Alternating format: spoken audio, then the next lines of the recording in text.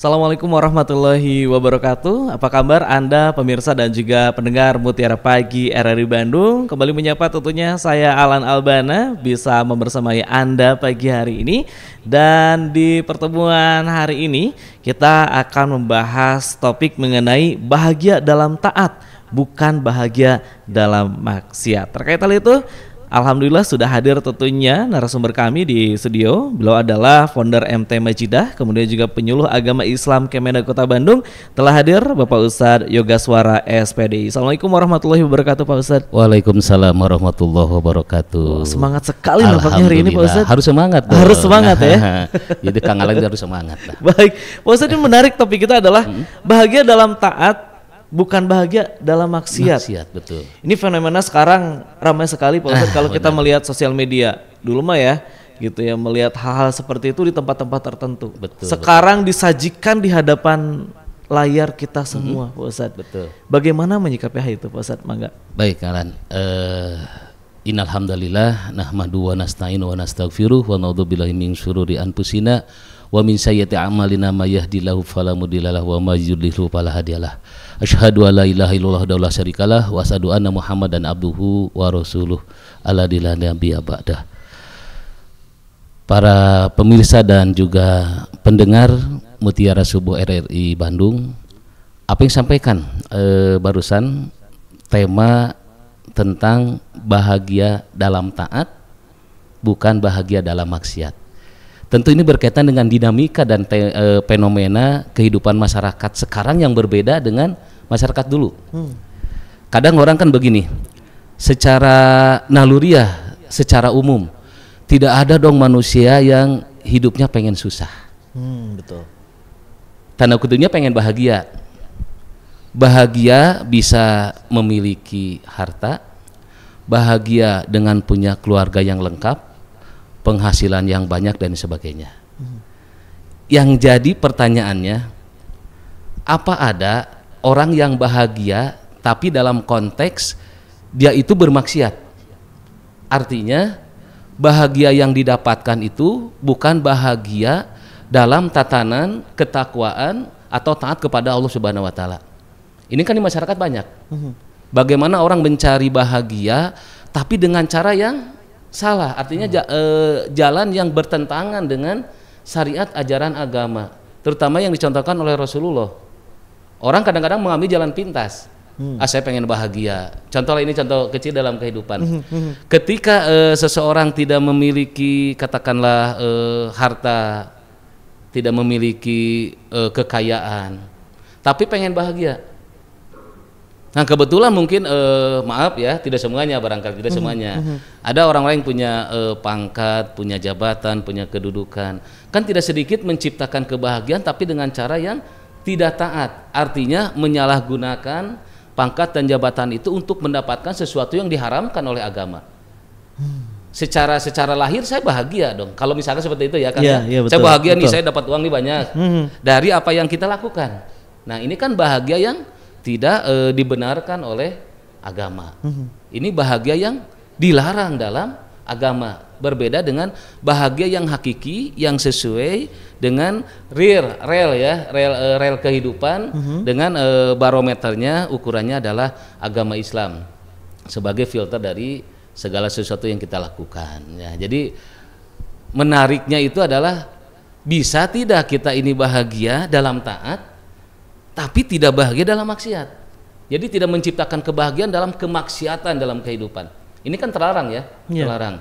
Bahkan kalau misalkan kita merunut pada salah satu firman Allah dalam Al-Qur'an, surat An-Nahl ayat 97, "Man 'amila sholihan min zakarin aw unsa wa huwa mu'minun, fala nuhyanahu hayatan thayyibah." Nah, ini kalimat hayatan thayyibah ini adalah kalimat kehidupan yang sejahtera.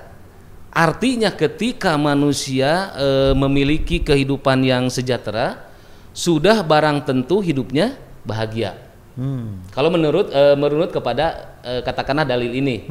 Jadi Allah itu tidak melarang, artinya siapa saja boleh, baik laki-laki, perempuan melakukan amal kebaikan dalam dalam tatanan agama Islam. Allah akan memberikan hayatan thayyibah, kehidupan yang sejahtera. Nah, kehidupan sejahtera ini adalah kehidupan di mana kita bahagia ada dalam tatanan taat kepada Allah, bukan bahagia dalam tatanan kemaksiatan dalam kehidupannya. Begitu Kang. Jadi konteks ayat ini menjadi motivasi untuk kita. Sok bahagia dan tidak dilarang. Ya, kan di Al-Baqarah juga di ayat 201 kalau tidak salah ya, itu Robbana atina fid dunya hasanah wa fil akhirati hasanah wa qina azabannar.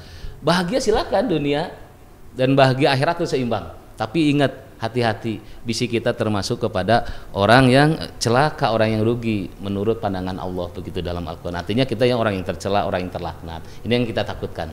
Ya, makanya pendengar, pemirsa RRI Mutiara Pagi, ayolah kita bahagia tapi dalam taat, bukan bahagia dalam maksiat gitu ya. Oke, baik. Pak Ustadz, nih ada suatu hal yang menarik bahwa berbicara makna sebenarnya dari kebahagiaan menurut pandangan Islam ya, itu apa? Baik. Bahagia dalam pandangan Islam ya. Iya. Artinya kita ini harus bahagia dalam pandangan Islam. Bukan bahagia dalam pandangan dalam tanda kutip ya. Iya. Di luar konsep Islam gitu ya. Islam, Baik. betul. Jadi bagaimana sih Islam mengajarkan agar umatnya ini bahagia ya? Satu, kalau misalkan menurut kepada tema bahwa kita itu harus bahagia. Bahagia dari mana? Taat kepada Allah. Berarti dalam rel apa? Rel ketakwaan kepada Allah Subhanahu wa taala. Cuma itu kan tidak serta-merta mudah kita untuk mewujudkannya. Ya, bagaimana seorang yang bahagia dalam konteks atau dalam pandangan Islam ini orang yang seimbang dari apa yang dia lakukan, apa yang dia kerjakan, apa yang dia perbuat selama tidak tadi bertentangan dengan kaidah ajaran agama Islam. Sudah pasti bahagia. Artinya bahagia itu dimulai dari mana kalau itu pandangan Islam? Dari hati kita, kan? Kan orang ini begini, ada yang secara fisiknya ya segala punya atau sempurna, tapi hatinya sakit, nggak bahagia. Nah, mulainya kan dari sini ya. Dari bagaimana kolbu kita merasa bahwa apa yang kita miliki semua kembali berserah kepada Allah Subhanahu wa taala. Dan dalam kehidupannya orang yang bahagia dalam pandangan Islam adalah orang yang senantiasa menghadirkan Allah dalam kehidupannya. Jadi Allah senantiasa dihadirkan. Beginilah contohnya. Kalau ada seseorang yang katakan agnia, orang yang kaya, banyak hartalah seperti itu ya. Kalau kata bahasa Sundanya, bro di juru, bro di panto, ngalayah di tengah imah. Artinya sultan gitu. Sultan pokoknya mah ya, dengan segala yang kita miliki. Tapi Allah tidak dihadirkan. Maka kekayaan itu sebenarnya nantinya pada akhirnya akan menyengsarakan dia sendiri. Kenapa Allah tidak dihadirkan? Di hatinya tidak ada Allah. Bagaimana kita mau bahagia menikmati harta yang kita miliki, tapi Allah tidak dihadirkan? Pan efek dalam kehidupannya, kekayaannya malah menjadi dia sombong. Dia kikir, memandang rendah orang, tidak mau membantu orang, gitu kan? Buat apa sih sudah pernah, maaf ya, ke Mekah berapa kali, gitu kan? Haji 3 kali, umroh tiap tahun beberapa kali, tapi karena tidak dihadirkan Allah dalam kehidupannya, dia tidak merasakan kebahagiaan yang dia miliki, karena pada hakikatnya dia melupakan. Kan Allah ini Rob ya, Rob itu yang menciptakan, Rob itu juga memelihara dan menjaga. Tidak sekedar menciptakan saja, tidak, tapi memelihara dalam kehidupan kita. Yang sederhananya kalau misalkan Akang atau saya tidur nih, kita tidur ya, bahagia dalam keadaan tidur ya ketika kita tidur nyenyak, tidur tidak banyak terganggu, tergoda. Tapi pada saat tidur kita kan dijaga oleh Allah. Kalau kita menghadirkan Allah ya, kenapa dijaganya? Belum pernah lah beginilah, saya saja ya Kang ya. Saya tidur nih, belum pernah tuh ada yang main-main misalkan cecak masuk kepada hidung saya, nggak ada. Atau nyamuk ya, kalaupun nyamuk gigit, tapi nggak pernah nyamuk main-main masuk ke telinga, nggak ada. Artinya bahwa ketika kita menghadirkan Allah, kita tidur pun dijaga oleh Allah. Itu berkeyakinan. Makanya yang bahagia itu dimulai dari hati dan senantiasa menghadirkan Allah dalam kehidupannya. Saya yakin orang yang senantiasa menghadirkan Allah dalam kehidupannya, itulah sesungguhnya bahagia yang hakiki dalam taat kepada Allah. Kan berbeda dengan orang yang bermaksiat.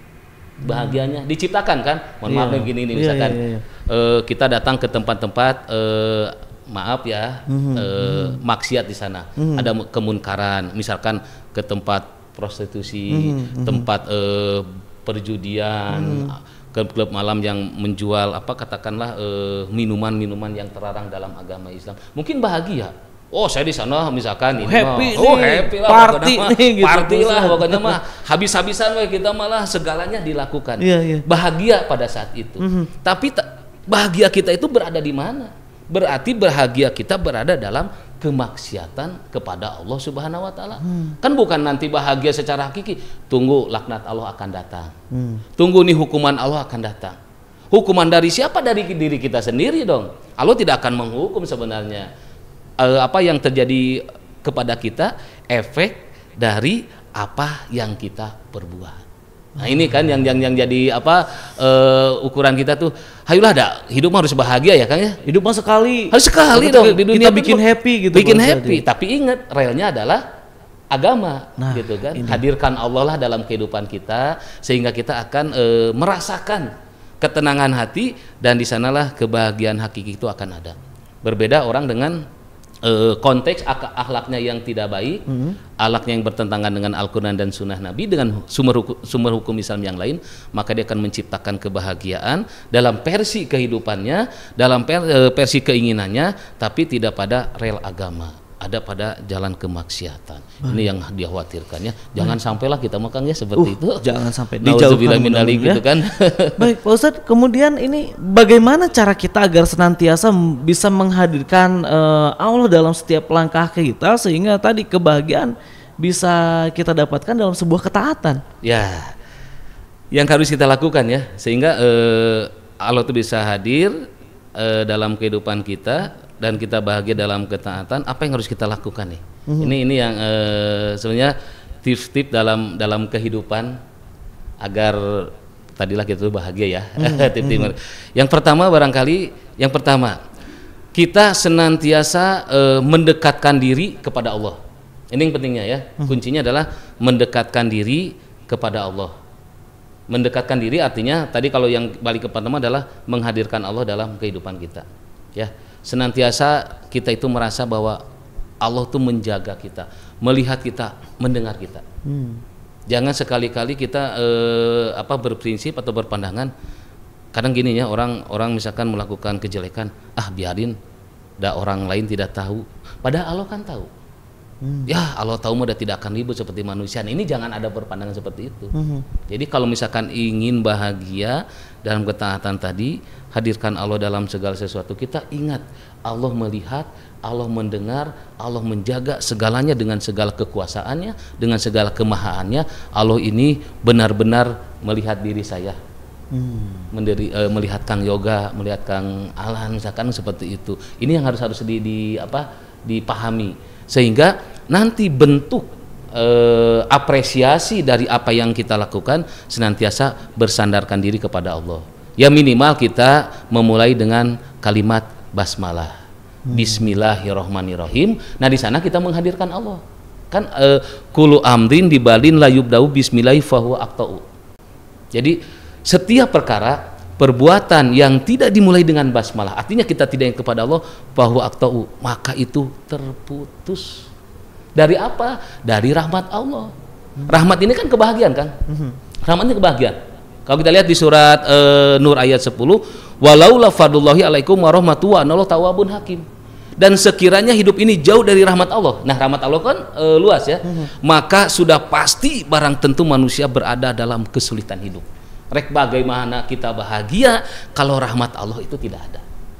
Artinya Allah datangkan, Allah hadirkan supaya Allah ada, Allah hadir, rahmat kita dapatkan. Berarti yang pertama adalah hayo kita meraih rahmat Allah. Sebab rahmat ini kan bahagia. Jadi dengan versi yang berbeda ya.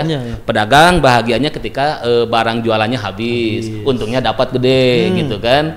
Orang yang sekolah bahagianya pada saat ujian lulus nilainya bagus. Pekerja pun demikian. Bekerja adalah mereka punya prestasi, diangkat oleh instansinya, bisa menduduki jabatan. Itu bahagia versinya berbeda tentu dengan tiap orang, dengan tiap pekerjaan yang sedang dialaminya. Berarti satunya itu ya. Bagaimana kita untuk mendapatkan kebahagiaan dalam taat, ayo kita raih rahmat Allah.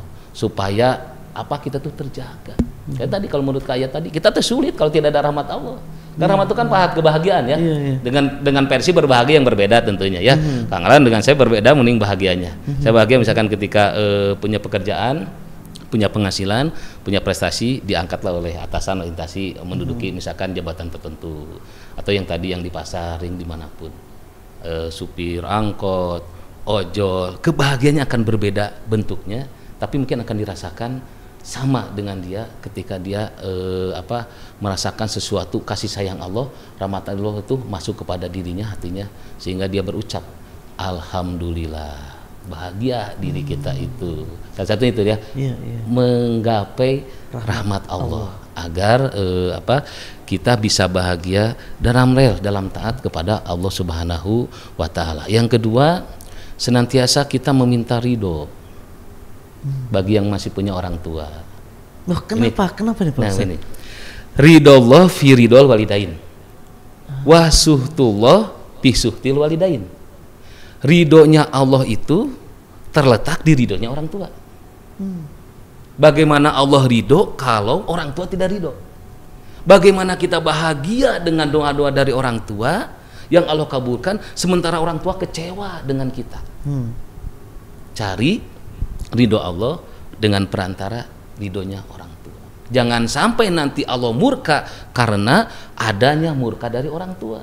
Kenapa? Kekecewaan orang tua kepada kita, ya barangkali memiliki akhlak yang tidak baik, memiliki akhlak yang tidak pantas. Kan kadang-kadang begini Kang ya, saya bukan bersumpah, artinya bertestimoni apa yang saya dapatkan hari ini, apa yang saya punya hari ini, kebahagiaan yang saya dapatkan adalah tidak jauh lebih penting daripada doa orang tua dulu.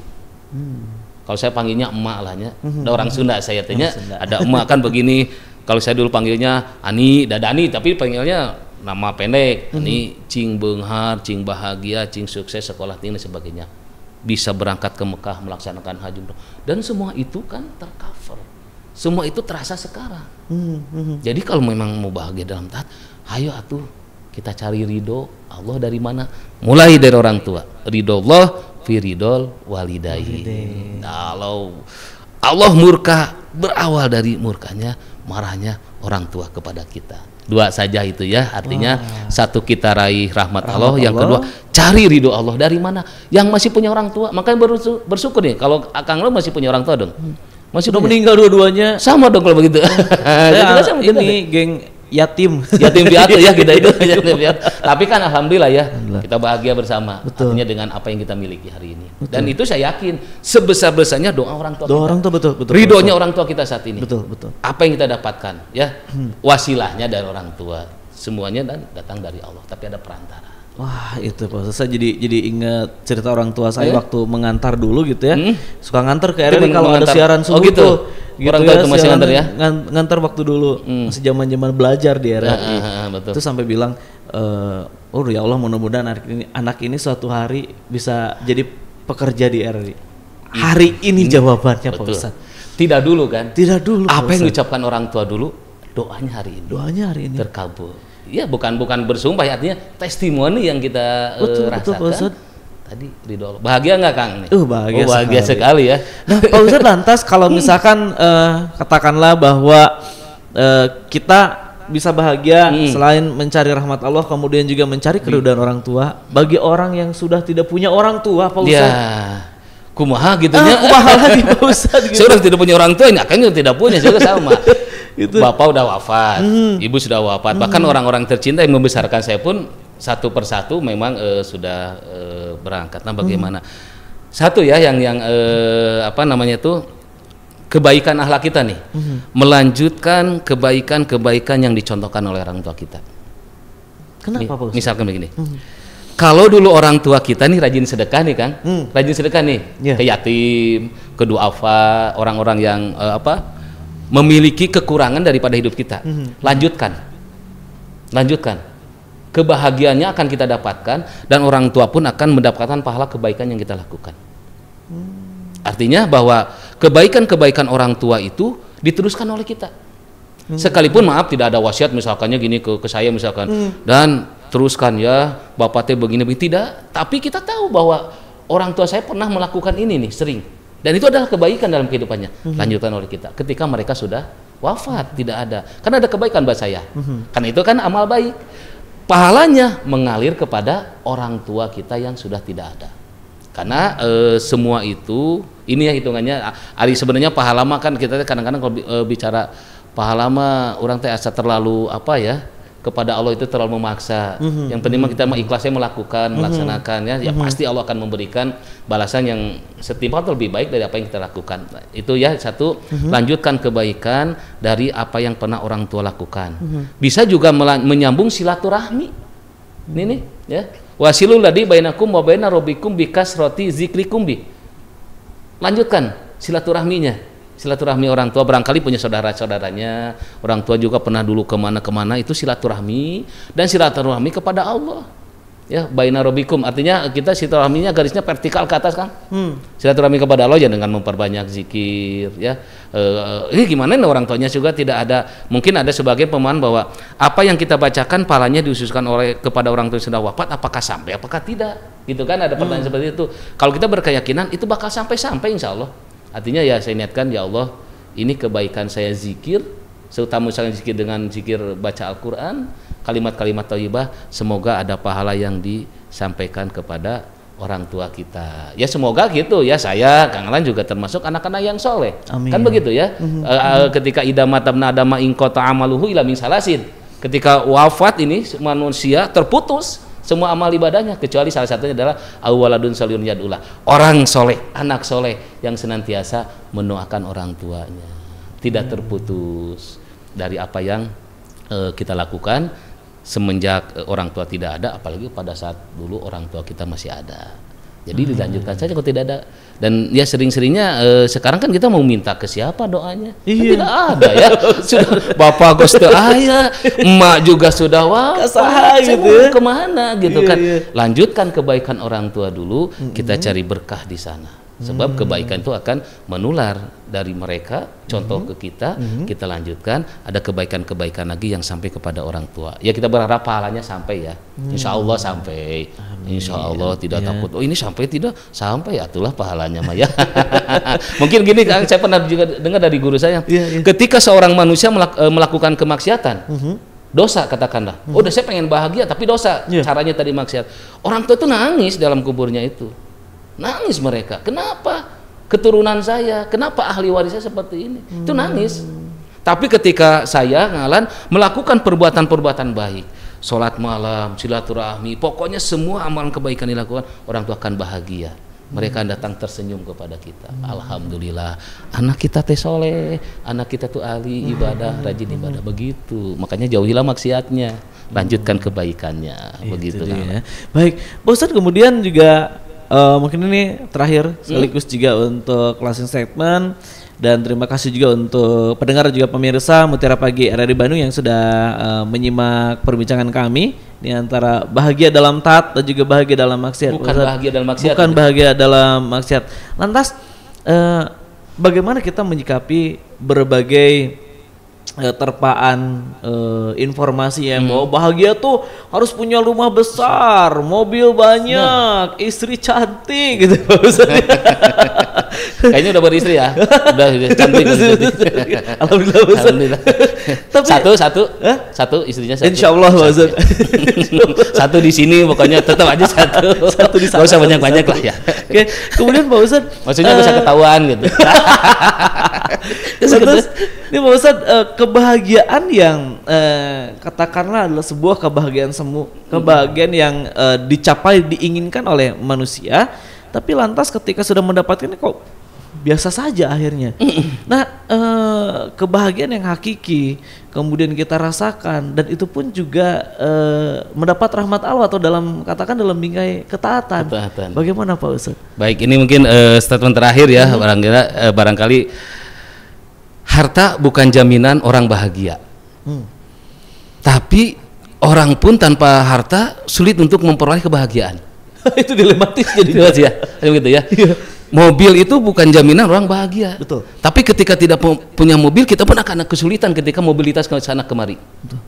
Nah, bahagia yang hakiki nih. dalam pandangan agama menurut adalah bahagia yang disertai dengan bersihnya kalbu kita, bersihnya hati kita. Istilahnya itu tidak ada sifat-sifat keburukan, tidak ada hati kita yang kotor. Apa kata Islam? Qanaah. Qanaah itu apa? Merasa cukup dari apa yang kita miliki sebagai pemberian dari Allah.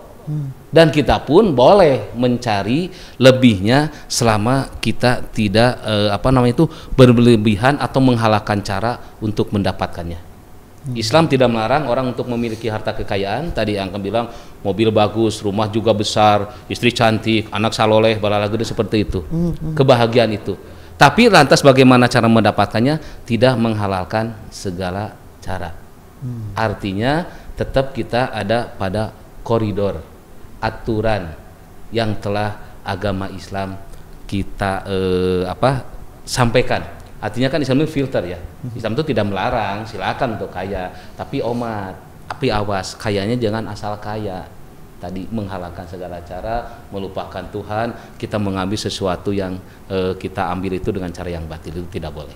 Ya, jadi kebahagiaan hakiki adalah kebahagiaan yang dimulai dari hati kita, merasa kita qanaah, tidak iri dengan rezeki orang lain, tidak pernah kita merasa panas dengan rezeki yang orang terima. Yang kita miliki itu adalah yang terbaik dari Allah Subhanahu wa taala, dan bersyukur dalam segala kesempatan.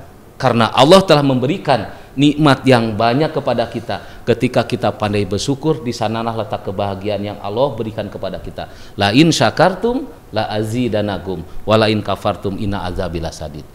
Bersyukurlah kepada Allah. Allah tahmat nikmat itu. Allah berikan kebahagiaan itu. Allah berikan yang namanya kebutuhan kita. Tapi jangan sekali-sekali kita kufur tentang nikmat-nikmat Allah. Tunggu kata Allah, ajabku sangat pedih. Bersyukurlah dalam kehidupan agar kita mendapatkan kebahagiaan. Bersihkan hati kita dari sifat-sifat yang tercela dalam kehidupan, dan jauhkan hidup kita berkumpul bersama dengan orang-orang yang senantiasa melakukan perbuatan maksiat. Insya Allah hidup kita akan dijamin kebahagiaannya fi dunya wal akhirah. Kehidupan di dunia bahagia, dan kehidupan di akhirat pun akan bahagia. Begitu kan. Baik, wah subhanallah sekali ya. Banyak insight untuk kita semua, mobil khusus mungkin saya sendiri yang langsung di studio bersama Pak Ustadz Yoga Swara. Haturun, terima kasih. Sama-sama. Pak Ustadz sudah hadir. Alhamdulillah. Ya, Pak Ustadz Yoga Swara SPDI, founder MT Majidah dan juga penyuluh agama Islam Kemenak Kota Bandung. Dan juga kami ucapkan terima kasih juga untuk Anda pendengar dan juga pemirsa Mutiara Pagi RRI Bandung sudah menyimak, dan Anda juga bisa yang sekarang mendengarkannya bisa langsung menyimak juga yang mana nih Ustadz Yoga Swara tuh. Wah, bisa langsung dilihat, disimak di channel YouTube RRI Bandung Live. Jangan lupa di like boleh, diberikan komentar juga boleh, di subscribe agar Anda bisa terus mendapatkan berbagai informasi yang kami share, yang kami upload, dan tentunya mendapatkan informasi terkait topik-topik Mutiara Pagi RRI Bandung setiap harinya. Dan sekali lagi kami ucapkan terima kasih Anda juga yang sudah menyimak melalui siaran terestrial kami, baik yang ada di Ciamis, Tasik, kemudian juga Garut, Sumedang, Subang, dan juga Cianjur. Mudah-mudahan Anda bisa mendapatkan berbagai inspirasi untuk kita semua. Saya Alan Albana pamit undur diri dari hadapan dan juga ruang dengar Anda. Sampai berjumpa kembali di Mutiara Pagi RRI Bandung selanjutnya. Assalamualaikum warahmatullahi wabarakatuh. Waalaikumsalam warahmatullahi wabarakatuh.